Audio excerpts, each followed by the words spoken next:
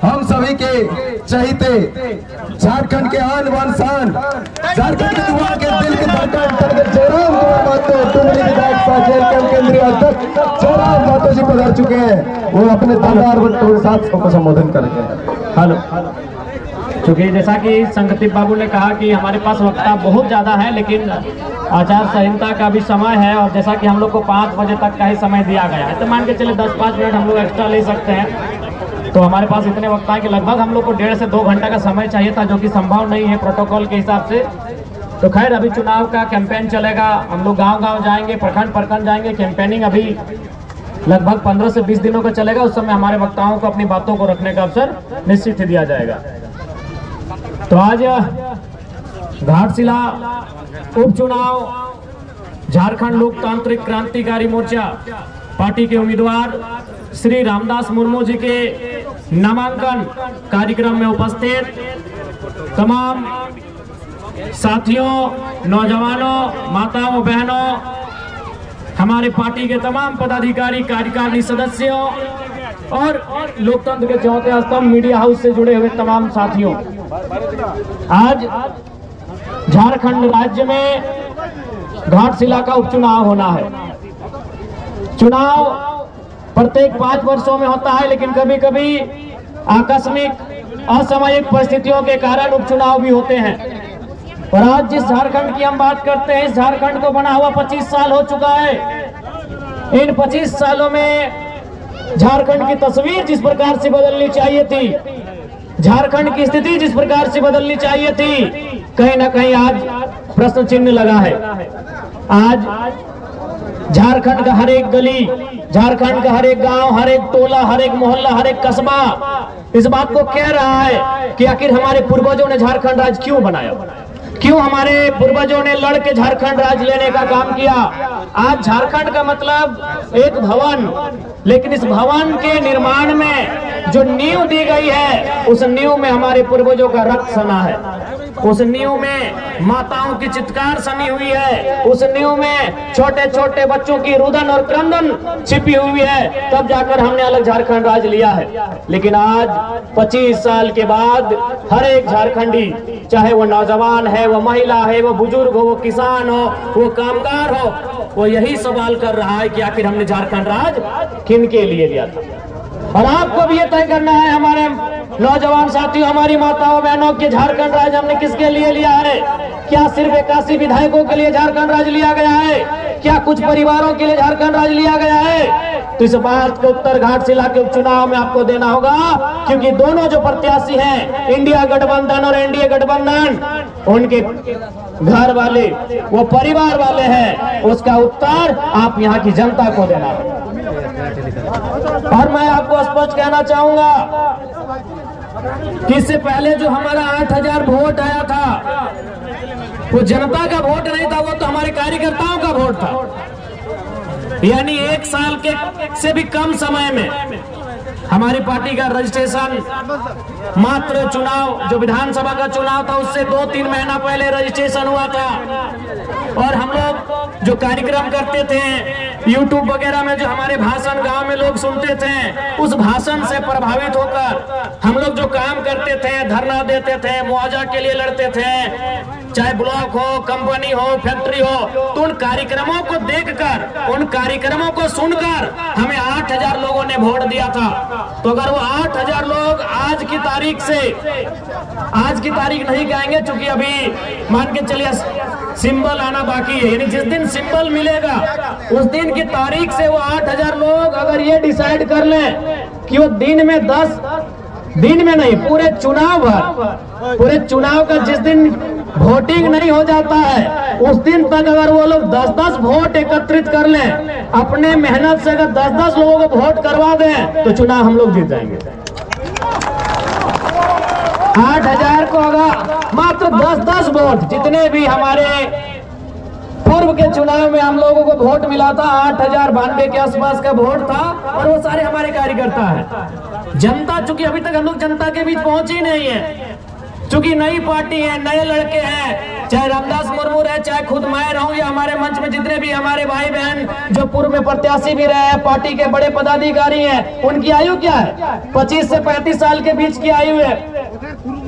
तो हम लोग इतनी कम समय में जनता के बीच पहुंच ही नहीं पाए हैं। तो इसलिए जो वोट हमारे पास अभी है 8000, उसमें किसी प्रकार से निराश होने की आवश्यकता नहीं है, उसमें हमें गर्व करने की आवश्यकता है। और जिन लोगों ने हमें 8000 वोट किया है, मैं उनसे आग्रह करूंगा कि आज आप प्रण लें कि आपको चुनाव तक मात्र 10 लोगों को ऐड करना है। वो आपके कॉलेज में पढ़ने वाले दोस्त हो सकते हैं, आपके साथ काम करने वाले लोग हो सकते हैं, आपके साथ स्कूल में पढ़ने वाले लोग हो सकते हैं, आपके रिश्तेदार हो सकते हैं, आपके दोस्त के म्यूचुअल फ्रेंड्स हो सकते हैं। यानी आपको पूरे चुनाव का जो 20 दिन 25 दिन का समय मिलेगा, इस 20-25 दिन के दिन में 10 लोगों को तो कन्विंस करना है, मात्र 10 लोगों को कन्विंस करना है। उसके बाद ये हमारा कोल्हान प्रमंडल है। इसके बाद हमें जो भी बाकी विधानसभा है, चाहे जुगसलाई हो, सरायकेला हो, खरसवा हो, वहाँ हम लोग खूब सारा वोट लेकर आए हैं। जैसे हमारे संदीप बाबू बहरागोड़ा से आते हैं, बेबी बहन हमारी सरायकेला से आती है, प्रेम मार्डी भाई हमारे सरायकेला से आते हैं, नवीनदा तरुणदा, जितने भी लोग हैं, तो वो लोग भी जितने पड़ोसी विधानसभा के हैं, वो लोग भी जब तक चुनाव ना होता है, आप एक समय निर्धारित कीजिए और घाटशिला में कैंपेनिंग करिए। ज्यादा नहीं, 2, 4, 5 वोट करके सबको मेहनत करना है। आज हमारे पास इतनी बड़ी सेना है कि हम लोग 2, 4, 5 वोट करके, ज्यादा नहीं, हम 2000 और 200 की बात नहीं कर रहे हैं। हम लोग किसी से ये नहीं कह रहे कि आपको 200 वोट दिलाना है। अगर हम लोग 5-10 वोट भी अगर ऐड करने लगे तो ये चुनाव हम लोग जीतने में सक्षम रहेंगे। और बिल्कुल मैं, अगर मेरी बात, जाहिर सी बात है, लोकतंत्र के चौथा स्तंभ मीडिया हाउस, मीडिया से जुड़े बंधु लोग आए हैं, बहनी लोग आए हैं, तो उनके माध्यम से घाटशिला की तमाम जनता तक मेरी बात जाएगी। तो मैं तमाम लोगों से कहूंगा, जो लोग इंडिया गठबंधन के जैसे कोर वोटर माने जाते हैं, मान के चलिए अल्पसंख्यक, आदिवासी, और जो एनडीए गठबंधन के कुछ पिछड़े और सवर्ण जो उनके कोर वोटर माने जाते हैं, मैं उनसे यही कहूंगा कि अगर इंडिया गठबंधन को ये सीट ना मिले तो सरकार गिरने वाली नहीं है।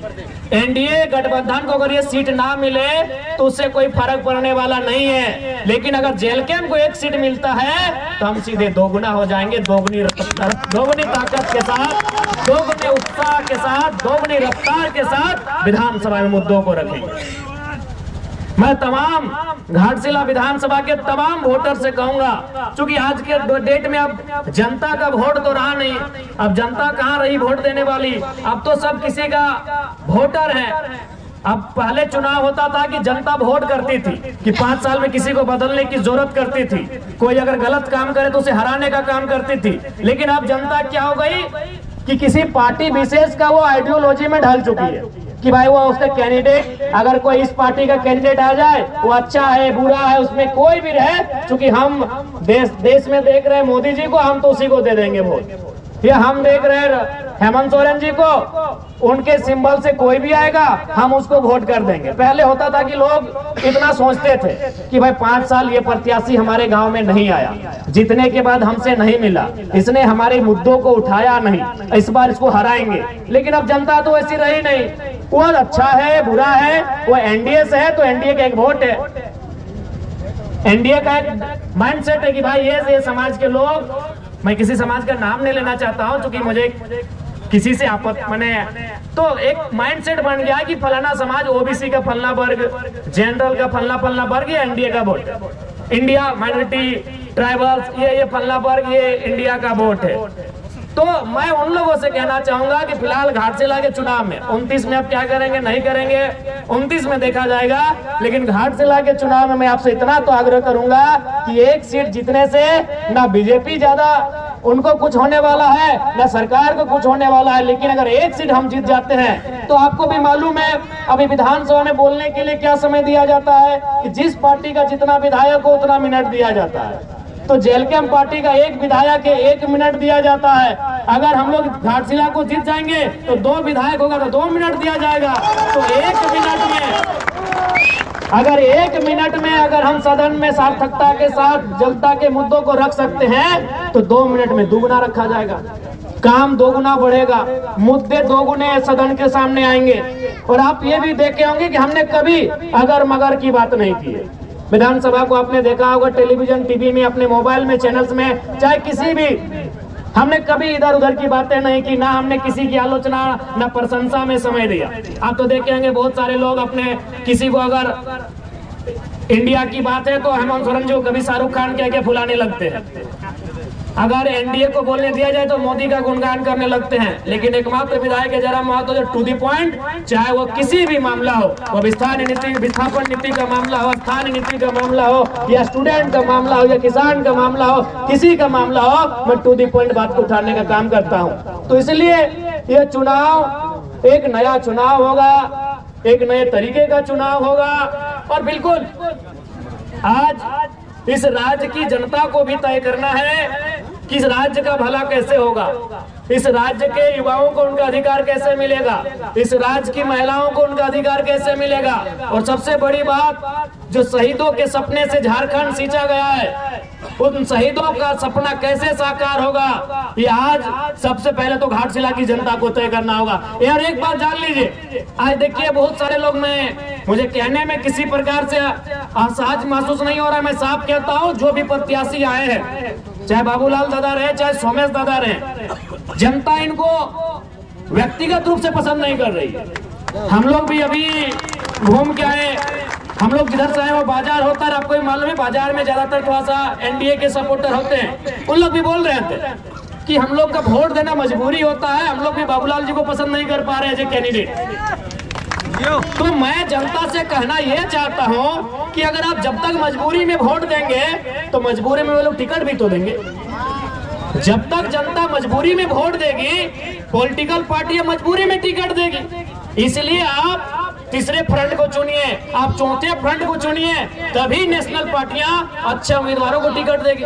आप जो शिकायत करते हैं कि भाई हमको कैंडिडेट पसंद नहीं है, तो आप खुद कहते हैं कि कैंडिडेट जो भी रहे हमको मजबूरी में वोट करना है हमको। तो इसलिए मैं जनता से भी कहना चाहूंगा कि अगर आप बदलाव चाहते हैं, परिवर्तन चाहते हैं, तो इस बार पार्टी के आधार पे नहीं, कैंडिडेट की योग्यता के आधार पे वोट करें। मैं सभी से आग्रह करना चाहूंगा, आप ऐसे उम्मीदवार का चयन करें जो घाटशिला के मुद्दों को विधानसभा तक लेकर जाएगा।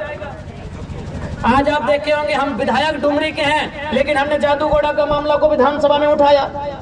आज बताइए 25 सालों से क्या जादूगोड़ा आज से वो दंड से झेल रहा है, या फिर जादूगोड़ा के साथ अन्याय आज से हो रहा है? नहीं, बरसों से हो रहा है। लेकिन किसी विधायक का, किसी भी नेता का हिम्मत नहीं हुआ कि सदन में इस बात को उठाए, क्योंकि सबको डर लगता है। जब बड़ी बड़ी कंपनियां सामने हो, बड़े बड़े उद्योग घराने सामने हो, तो सभी लीडर को डर लगता है। तो भाई डरे हुए नेताओं को क्यों चुनते हो? निडर लोगों को चुनो जो बेबाक होकर आपकी आवाज बनने का काम करे और आपकी आवाज को उठाने का काम करे, ऐसे लीडर को चुनो। आज घाटशिला की बात करें तो घाटशिला भी धीरे धीरे एक औद्योगिक क्षेत्र में डेवलपमेंट हो रही है, क्योंकि बगल में जमशेदपुर है, तो उसका असर धीरे धीरे घाटशिला में आएगा। घाटशिला में नए उद्योग आएंगे, जमीनों का अधिग्रहण होगा, जबरन जमीन लिया जाएगा। अभी आपका हिंदुस्तान कॉपर लिमिटेड है, आप लगातार वहां आंदोलन किया जा रहा है, कंपनी जमीन छोड़ने को तैयार नहीं है। जब आपका काम बंद है तो जमीन छोड़ देना चाहिए, जमीन रहितों को वापस होना चाहिए। तो ये मुद्दे सदन तक कौन उठाएगा? क्योंकि आपको भी मालूम है, मैं आप भी जानते हैं, इस चुनाव के बाद परिणाम चाहे कुछ भी रहे, XYZ कोई भी जीते, जीतने वाला भी आपका जमशेदपुर में बैठेगा और हारने वाला भी आपका जमशेदपुर में बैठेगा। अगर जो भी इस चुनाव को अगर वे लोग जीतते हैं तो जो जीत के जाएगा वो भी जमशेदपुर के आवास में रहेगा, और जो हार के जाएगा वो भी जमशेदपुर के आवास में रहेगा।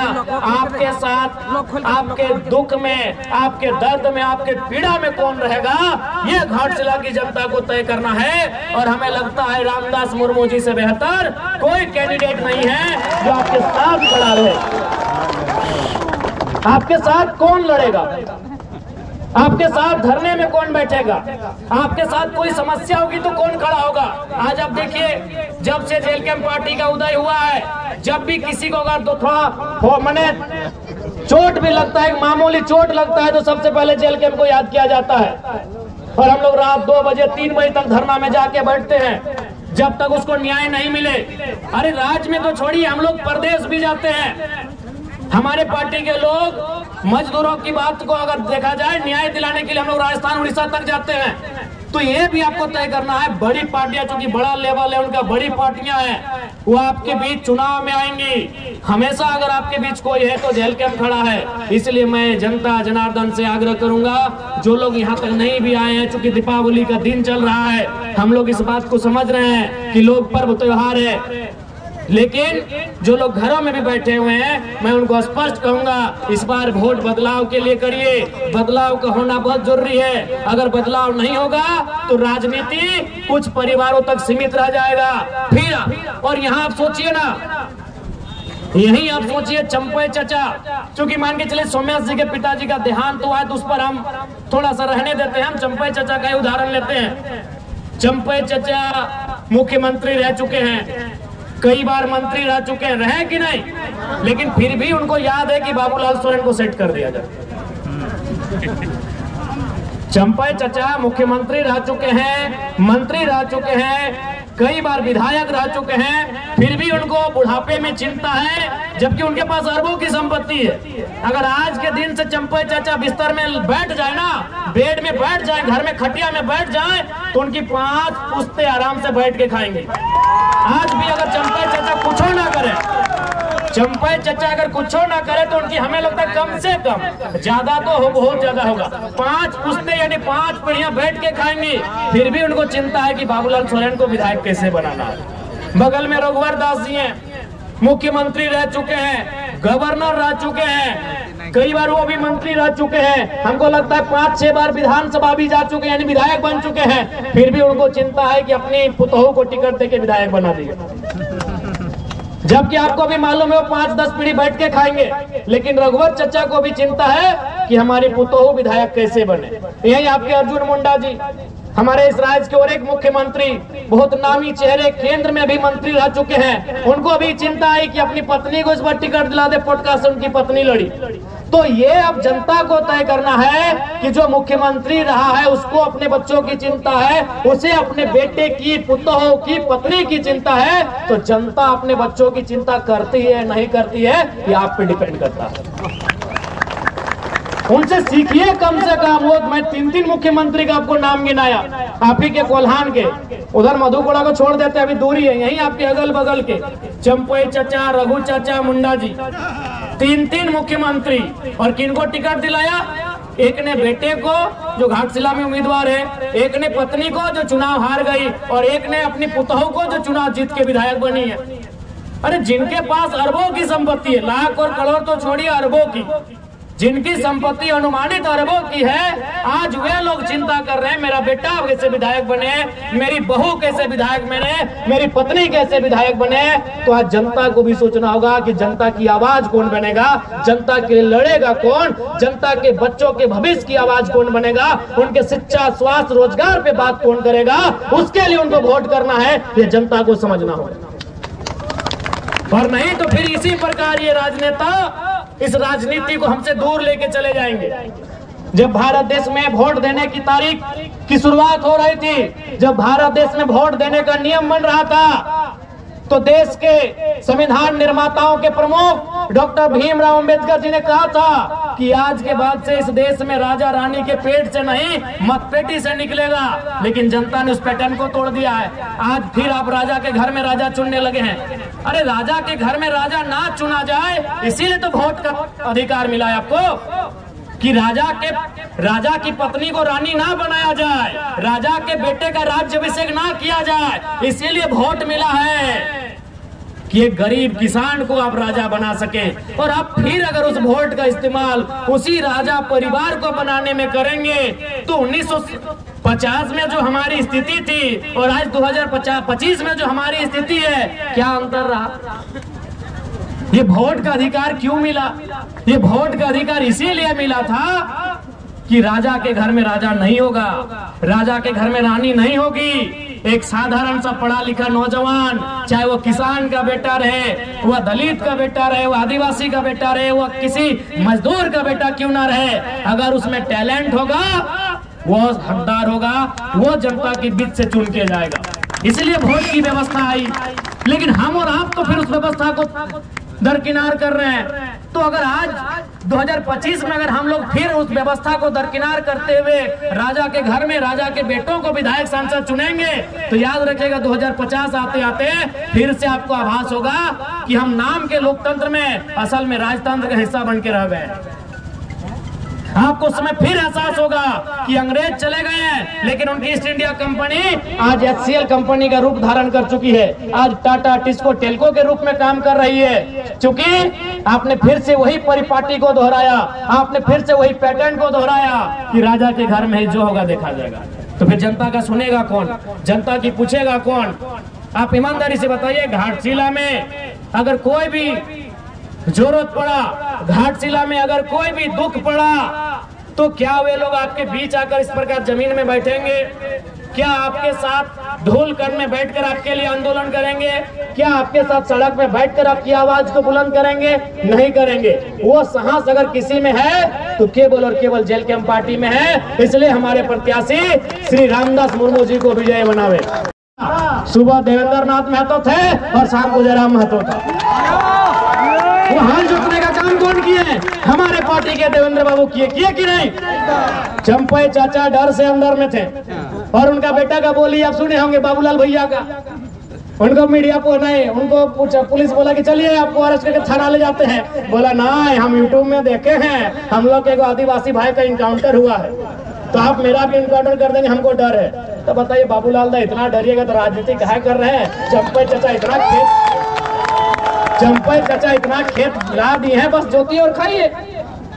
सुने कि नहीं हम घर चले जाएंगे। ये बाबूलाल जी का स्टेटमेंट है कि हम घर चले जाएंगे। तो इसलिए अब आपको तय करना है। और देखिए, जहां तक पूर्व मंत्री जी का बात है, उनको तो मैं पहले श्रद्धांजलि अर्पित करता हूं। रामदास बाबू नहीं रहे हमारे बीच। उसी समय दिसंग गुरु शिबू सोरेन का भी देहांत हुआ, निधन हुआ।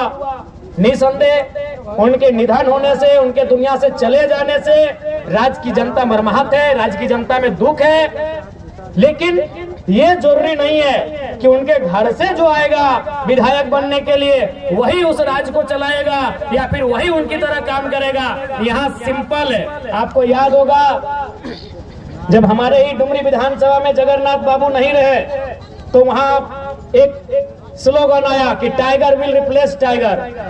क्योंकि जगन्नाथ बाबू को भी वहाँ टाइगर कहा जाता था। सुने, आज उनके पिताजी का भी निधन हुआ, उनको भी हम श्रद्धांजलि अर्पित करते हैं। तो वहाँ भी जनता के बीच से एक आवाज आया कि टाइगर विल रिप्लेस टाइगर। तो घाटशिला में भी आवाज आना चाहिए, रामदास विल रिप्लेस रामदास। हमारे डुमरी विधानसभा से जहां हम विधायक बने वहां एक ही वो नारा गूंज रहा था कि टाइगर की जगह टाइगर लेगा। जरूरी नहीं वो उसका परिवार सही होगा, जो टाइगर होगा वही टाइगर की जगह लेगा। और टाइगर ने जगह डुमरी में ले लिया। अब हम यहाँ कह रहे हैं, घाटशिला में वही कह रहे हैं कि रामदास जी की जगह रामदास, सीधा बात है। रामदास सोरेन जी की जगह रामदास मुर्मू जी लेंगे, रामदास जी की जगह रामदास जी लेंगे। ये तो आवश्यक नहीं है कि भाई उनके घर में जो जन्म ले उनका जो खून हो वही उनके जैसा हो, वही उनके जैसा काम करिए। जरूरी है? अगर ऐसा होता तो आज प्रधानमंत्री गांधी का पोता को होना चाहिए था, गांधी जी का पोता को होना चाहिए था, भगत सिंह के रिश्तेदार को होना चाहिए था, सरदार पटेल के रिश्तेदार को होना चाहिए था, नेताजी सुभाष चंद्र बोस के रिश्तेदारों को होना चाहिए था कि नहीं? अब गांधी जी अगर 1942 में आधे कपड़ों का आधा कपड़ा पहन के आंदोलन किए हैं और उनका वंशज अगर आज बूट टाइम में आके कहेगा कि हमारे पूर्वज महात्मा गांधी जी उस समय ऐसा किए हैं, वो तो भाई आज का समय अलग है, उस समय अलग थे। गांधी पूरे देश के थे, अपने परिवार के नहीं थे। क्या रामदास बाबू अपने परिवार के थे? नहीं, वो झारखंड के मुख्य माफ कीजिएगा मंत्री थे। रामदास बाबू जब झारखंड के मंत्री थे तो झारखंड का कोई बेटा उनकी जगह लेगा, उनका ही परिवार क्यों लेगा? और हमको आज तक समझ में नहीं आया भाई ये सहानुभूति क्या है, ये सहानुभूति राजनीति में क्यों? आप ही बताइए, क्या अगर कोई किसी डॉक्टर का निधन हो जाए तो क्या डॉक्टर के बेटे को डॉक्टर बनाया जाता है? नहीं। क्या बनाना उचित भी रहेगा? नहीं। अगर किसी डॉक्टर का बिना समय से पहले अगर निधन हो जाता है तो क्या डॉक्टर के बेटे को डॉक्टर हम बनाएंगे? नहीं। क्या टीचर का निधन होने पे टीचर के बेटे को टीचर बनाएंगे? नहीं। क्या एसपी का बेटा एसपी बनता है? नहीं। तो ये कौन सा पैटर्न है भाई कि विधायक का बेटा विधायक बने, सांसद का बेटा सांसद बने, मंत्री का बेटा मंत्री बने? आखिर ये कौन सा पैटर्न है? जबकि एक एसपी से महत्वपूर्ण एक एमएलए होता है, एक डॉक्टर से महत्वपूर्ण एक एमएलए होता है, एक टीचर से महत्वपूर्ण एक एमएलए होता है, क्योंकि डॉक्टर, टीचर और एसपी का फैसला करने वाला एक एमएलए होता है। वो विधायक का काम होता है, वो सरकार का अंग होता है। वो फैसला करेगा कि आपके स्कूल में टीचर कितने होंगे, वो फैसला करेगा कि आपके जो हॉस्पिटल उसमें दवा का दाम क्या होगा, वो फैसला करेगा कि आपका यहाँ आईएएस का कौन यहाँ नया तबादला हो के आएगा। तो जो फैसला करता है, जो नियम बनाता है, जो इस राज्य को चलाता है, वहाँ सहानुभूति क्यों? हम सहानुभूति रखते हैं? जिन्होंने अपने परिवार में किसी को खोया है हम सहानुभूति रखते हैं। सहानुभूति का मतलब है उसके दुख में खड़ा होना। सहानुभूति का मतलब होता है उस परिवार के दुख में खड़ा होना। हम लोग दुख में खड़े हैं, अगर उस परिवार को कुछ घटेगा हम लोग देंगे। विधायक बना देना ये कौन सा सहानुभूति है भाई? जब हम डॉक्टर के निधन पे डॉक्टर के बेटे को रिप्लेस नहीं करते हैं, जब वकील के निधन पर वकील के बेटे को वकील बना के रिप्लेस नहीं करते हैं, तो आखिर देश में ये सहानुभूति कब तक चले? इसलिए जो मंत्री जी नहीं है, हम लोग पुनः श्रद्धांजलि भी देंगे और सहानुभूति रखेंगे परिवार के प्रति, लेकिन उनको जो रिप्लेस करेगा, उनकी जगह जो जाएगा, ये बिल्कुल भी जरूरी नहीं है कि उनका अपना घर से संबंधित हो, उनके ब्लड से संबंधित हो, उस क्षेत्र का कोई ऐसा युवा जो पढ़ा लिखा हो उनकी जगह जाए और झारखंड की आवाज को, घाटशिला की आवाज को, घाटशिला के माओ बहनों की आवाज को, घाटशिला के बुजुर्गों की आवाज को, घाटशिला के नौजवानों, किसानों, छात्रों की आवाज को विधानसभा में प्रेजेंट करे, कोई वहां जीत कर जाए, कोई वहां जीत कर जाए। इसलिए इस बार घाटशिला के उपचुनाव में रामदास मुर्मू जी जो हमारे पार्टी के प्रत्याशी हैं, आप सभी से आग्रह है एक मौका दिया जाए, क्योंकि अब पढ़े लिखे नौजवानों की राजनीति में आने की दरकार है। आप भी जानते हैं रामदास मुर्मू जी यहीं ठीक बगल में आरडीएम नामक एक कोचिंग क्लास चला रहे हैं, पढ़े लिखे नौजवान हैं और आपके बीच से आते हैं। तो अगर आपके बीच से आएंगे तो आपके बीच की बात को वहां लेके जाएंगे। आज देखिए, आप मेरा ही उदाहरण लीजिए, आज 1 साल होने वाला है, लेकिन आज भी मेरे घर की स्थिति वही है जो 1 साल पहले थी। आज भी हमारे घर में बारिश होने पर पानी ऊपर से भी आता है और नीचे से भी मिट्टी गीला होता है। क्यों ऐसा होता है? क्योंकि जब जब हम अपने बारे सोचने के लिए बैठते हैं कि हमें अपने घर के लिए, अपने परिवार के लिए, अपने भाई के लिए कुछ करना है, तब तब मेरी आंखों के सामने वे लोग आते हैं जिन्होंने मेहनत करके हमको विधायक बनाया। तब तब मेरी आंखों के सामने वे लोग आते हैं जिन्होंने वह लोकसभा का चुनाव, मई जून की गर्मी, घर घर जाकर चंदा लेकर, घर घर जाकर चावल सब्जी मांगकर, उस पैसे से जो अपनी गाड़ियों में तेल भरे हैं, उस पैसे से हमारा प्रचार किए हैं। तो जब जब हम अपने बारे सोचने बैठते हैं, तब तब वो मंजर हमारे आंखों के सामने आता है। क्योंकि हम आपके बीच से आते हैं, इसीलिए हम आपके बीच की बात को सदन तक लेकर जाते हैं। इसलिए अब जनता को यह तय करना होगा उनके बीच का नेता जाए, जो उनके बीच के जैसा होकर रहे। आज देखिए ना, आप जब भी आप हमसे मिलते हैं, और हमको तो लगता है कि अभी 1 साल होने के बाद भी न जनता ने हमको विधायक माना है, न हम खुद को विधायक मान पाए हैं। आज भी उनसे मिलते हैं तो उनके घर के भाई बच्चे जैसे मिलते हैं। वो भी हमसे मिलते हैं तो अपने हक अधिकार के साथ मिलते हैं, वो हम पे अपना हक दिखाते हैं। वो कभी इस प्रोटोकॉल में नहीं रहते कि हम विधायक जी से मिलने जा रहे हैं। वो अपना हक समझते हैं कि हमारे घर का बच्चा है। अरे कभी कभी तो हम लोग जहाँ जिस घर में सोते हैं, अगर जानते हैं कि थोड़ा सा हम लोग लेट उठते हैं, तो 2-4 लोग बोतल से खिड़की में भी मार देता है। तब बोले नहीं, जनता है, कुछ नहीं बोलना है भाई, उनको हक है।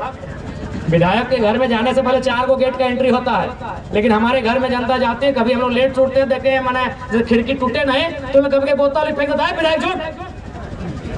तो ये हक हमने जनता को दिया है, और झारखंड की राजनीति में पहली बार ये हुआ है। नहीं तो आपको उनके गार्ड से गुजरना होगा। बहुत प्रकार का सिस्टम है, अगर नहीं हो घर में तो बोले घर में नहीं है। तो इसलिए नए नेताओं को, नए युवाओं को राजनीति में आने की आवश्यकता है। आज कोल्हान की धरती आंदोलन की धरती है, क्रांति की धरती है, निर्मल बाबू सुनील बाबू के शहादत की धरती है। और आज इस धरती में वहां के लोगों को ये तय करना होगा कि उनके सपनों को साकार करने के लिए जो जाएंगे सदन तक, ऐसे उम्मीदवारों को हम लोग जिताकर भेजेंगे। आज बताइए, राज्य की सरकार ने माताओं को, बहनों को 2500 रुपए का मैया सम्मान योजना दे दिया, लेकिन आज उन्हीं के घर के बच्चे स्कॉलरशिप नहीं मिल पाया है, छात्रवृत्ति नहीं मिलने के कारण रो रहे हैं कि नहीं रो रहे हैं, ये आप बताएं। आज इस राज्य में क्या हो रहा है आपको भी मालूम है। कुछ दिन पहले हमको ड्राइवर लोग फोन किया कि विधायक जी हम लोग बालू लेके चल रहे, परेशानी है। हम बोले भाई घाट से लेकर चुनाव तक रुकिए, परेशानी रहेगा, क्योंकि सरकार के लोगों का सीधा आदेश है यहाँ से चंदा उठा के देना है चुनाव में। आज यही हो रहा है। एक बड़ा बाबू से हमारा बात हुआ, वो एक व्यक्ति से कुछ पैसा मांग रहा था। हम डायरेक्ट बोले कि बड़ा बाबू हमको भी मालूम है, मंत्री जी और सीनियर IPS मिल के आपसे 30 लाख लिए हैं थाना तबादला का, हमको मालूम है सारा चीज, लेकिन उसको आप दूसरा जगह सुन लीजिएगा। हम सीधा बात करते हैं। आज झारखंड यही बन के रह गया है। बड़ा बाबू है तो थाना के हिसाब से 30 लाख से 50 लाख में उनको थाना दिया जाता है। उससे बड़े पदाधिकारी हैं तो उससे बड़े रेट में ट्रांसफर होता है, और उससे बड़े पदाधिकारी हैं तो 2 करोड़ से 5 करोड़ तक का दिया जाता है। ये हमारे राज्य की स्थिति है। वहां से सरकार का सोच आगे नहीं बढ़ पा रहा है तो इस राज्य के कल्याण क्या करेंगे, इस राज्य की जनता का कल्याण क्या करेंगे। इसलिए राज्य की सरकार में जो बैठे बड़े बड़े नेता हैं उनकी जड़ें हिलनी चाहिए, उनका सिंहासन हिलना चाहिए, तभी उनको डर होगा। और नहीं तो फिर अगर बड़े बड़े नेता चुन के जीत जाएंगे, अगर चंपाई चाचा के घर वाले जीत जाएंगे, मंत्री जी के घर वाले जीत जाएंगे, रघुवर चाचा के घर वाले जीत जाएंगे, अर्जुन मुंडा जी के घर वाले जीत जाएंगे, तो फिर तो मजाक रहेंगे, अरे जनता है क्या, इसका वोट तो हम लोग ऐसे ले लेते हैं। फिर वो आपको ताना देंगे। और क्यों हम मुद्दों की बात करेंगे, क्यों मुद्दा की बात करेंगे। आज देखिए ना देश में क्या हुआ, मोदी जी ने बात करा 2 करोड़ नौकरी, क्यों देंगे, वो जान रहे हैं कि हम इनको राम जी का नाम लेके वोट ले लेते हैं, क्यों काम करेंगे भाई। उसी प्रकार हेमंत जी, उनको भी मालूम है कि जब हम उपचुनाव जीत ही जा रहे हैं, जब हम कुछ ना करने पे भी ये लोग 50-60 सीट हमको दे ही रहे हैं, तो क्यों काम करेंगे। इसलिए राजनीति में, लोकतांत्रिक देश में अगर ताकत कहीं है तो तलवार में नहीं है, ताकत आपके तीर में नहीं है, ताकत भाले में नहीं है, ताकत त्रिशूल में नहीं है, ताकत बंदूक में नहीं है, ताकत आपकी इस उंगली में है जब आप ब्लू रंग की स्याही लगाकर वोट देने जाते हैं। ताकत इस उंगली में है आपकी, जिस उंगली से आप उनको नचा सकते हैं। तो इसलिए उनको बताना होगा कि राजनीति आपकी रखेल नहीं है, राजनीति आपके अधीन नहीं है, राजनीति आपकी धरोहर नहीं है, राजनीति जनता की है, राजनीति जनता की है। आपको बताना होगा कि राजनीति जनता के लिए बनी है, इसे आपको बताना होगा। और ये सारी शक्ति तमाम जनता जनार्दन आपकी उंगली में है। अगर आप उनको बताएंगे नहीं, ये आप उनको जताएंगे नहीं, तो बदलाव कैसे होगा। उनके माइंड में सेट हो चुका है कि झारखंड की जनता सड़कों में लगातार 4 साल क्यों ना हल्ला कर ले, 4 साल क्यों ना आंदोलन कर ले, 5वें साल उनका वोट आखिर हम लोग ले जाएंगे। 5वें साल उनको फिर डर दिखाकर, 5वें साल उनको समीकरण का डर दिखाकर, बिना विकास किए, बिना मुद्दों के हम वोट लेकर जाएंगे। क्यों? इस पैटर्न को तोड़ना होगा, उनकी सोच को तोड़ना होगा, तभी बदलाव होगा। और एक बात याद रखिए, आज फिर कहेंगे पढ़े लिखे नौजवानों को राजनीति में आना चाहिए। अगर आज हमारा देश हिंदुस्तान आजाद हुआ तो पढ़े लिखे लोगों का बहुत बड़ा योगदान है। गांधी कौन थे? बैरिस्टर थे। पंडित नेहरू कौन थे? बैरिस्टर थे। सरदार वल्लभ भाई पटेल कौन थे? बैरिस्टर थे। नेताजी सुभाष चंद्र बोस कौन थे? इंडियन सिविल सर्विस के एस्पिरेंट थे। हमें लगता है पास भी कर गए थे। जो आज यूपीएससी कहते हैं, उस समय ICS कहते थे, इंडियन सिविल सर्विस। चूंकि आचार संहिता का समय है, अभी हम लोग का पूरा 1 महीना कार्यक्रम होगा। बस इतना ही कहेंगे कि इस बार बदलाव को वोट करिए। 1 सीट मत देखिए, 1 सीट, एक अकेला जयराम महतो आज विधानसभा में क्या कर रहे हैं आप देख रहे हैं। एक अकेला जयराम महतो जनता को कितनी ताकत दिया है। आप देख रहे हैं कि आज हर कोई अधिकारी से आंख मिला के बात कर रहा है, हर कोई मुद्दे की बात कर रहा है, डर नहीं रहा है। तो एक सीट हमारे लिए 100 सीटों के बराबर है। आप दीजिए, हमारी ताकत दुगना होगी, मुद्दे दुगना उठेंगे, सदन के पटल पर उठेंगे। इसलिए चूंकि आचार संहिता है, समय का अभाव है, तमाम माताओं बहनों को विशेषकर धन्यवाद देते हुए, तमाम माताओं बहनों को धन्यवाद देते हुए और उनसे अनुरोध करते हुए कि इस बार आप बदलाव करेंगे। मैं तमाम नौजवानों से कहूंगा कि घाटशिला के घाट में आप इतने चारों तरफ फैल जाएं, घाटशिला के घाट में आप इतने फैल जाएं कि इस बार जेल कैंप को ये सीट उनकी झोली में जाए। मैं सभी से आग्रह करता हूं। और बिल्कुल इससे पहले जितना भी हमारा वोट है वो कार्यकर्ताओं का वोट है, बस उसे जनता तक लेकर जाना है। तो हमारे प्रत्याशी रामदास दा हैं, एक पढ़े लिखे नौजवान है, जिन्होंने मास्टर किया है, जिन्होंने बीएड किया है, जो पढ़े लिखे हैं, चाईबासा यूनिवर्सिटी से पढ़े लिखे नौजवान हैं, एमएससी तो मास्टर यानी एमएससी एमए दोनों वही हुआ, एमकॉम रहे जो भी रहे, मास्टर यानी ये मास्टर के स्टूडेंट है, ये पढ़े लिखे नौजवान है। आप इनको एक बार सहयोग करें। जब पढ़े लिखे नौजवान सदन में जाएंगे, सदन की सार्थकता दिखेगी, सदन में मुद्दों पे बहस होगी, सदन में समस्याओं को रखा जाएगा और समस्याओं के समाधान पर डिबेट किया जाएगा, चर्चा किया जाएगा, सरकार को घेरा जाएगा, सरकार की जवाबदेही ली जाएगी, सरकार से उत्तर मांगा जाएगा। और आपने देखा है इसी बार जब विस्थापन नीति का बहस था, आप ही के कोल्हान के मंत्री दीपक बिरुवा जी थे, किस प्रकार हमने उत्तर मांगा था कि मंत्री जी बताइए 5 दिन में कि 150 दिन में। आज बताइए, राज्य की जनता सुन रही है घर में बैठकर कि आप नीति को कब तक बना रहे हैं, 5 दिन कि 150 दिन। ऐसे नहीं मानेंगे, ऐसे नहीं सुनेंगे। तो सरकार को जो घेर सके, सरकार से जो जवाब मांग सके, सरकार से जो डिबेट कर सके और जनता के मुद्दों को उठा सके, बिना किसी डर के, बिना किसी लोभ के, बिना किसी लालच के, ऐसे युवाओं को भेजिए। रामदास जी पढ़े लिखे नौजवान हैं और फिर वही कहेंगे घाटशिला के उपचुनाव में Ramdas will replace Ramdas, Ramdas will replace Ramdas. और यही मंत्री जी को यही श्रद्धांजलि होगी। इससे बड़ी श्रद्धांजलि क्या होगी कि उनके नाम का, उनकी कद काठी का एक नौजवान, मंत्री जी भी इसी उम्र में होंगे जब पहली बार विधायक बन के गए होंगे, उनकी कद काठी का एक नौजवान उनके रास्ते से विधानसभा गया है। और मंत्री जी ने जहां काम को छोड़ा है, रामदास मुर्मू जी वहीं से काम को आगे बढ़ाएंगे। बिल्कुल परिवारवाद से राजनीति को दूर करिए, नहीं तो प्रतिभाओं का हनन हो जाएगा, प्रतिभाओं को आत्महत्या करनी होगी।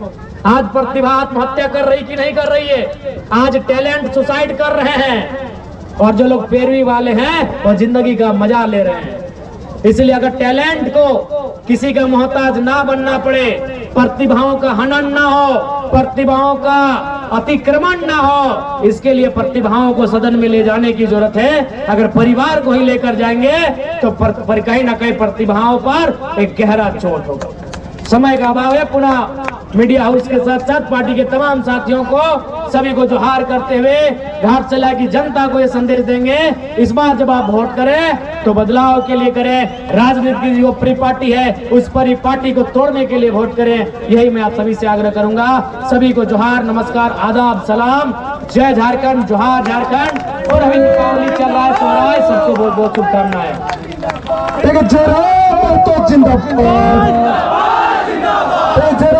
तो जिंदाबाद।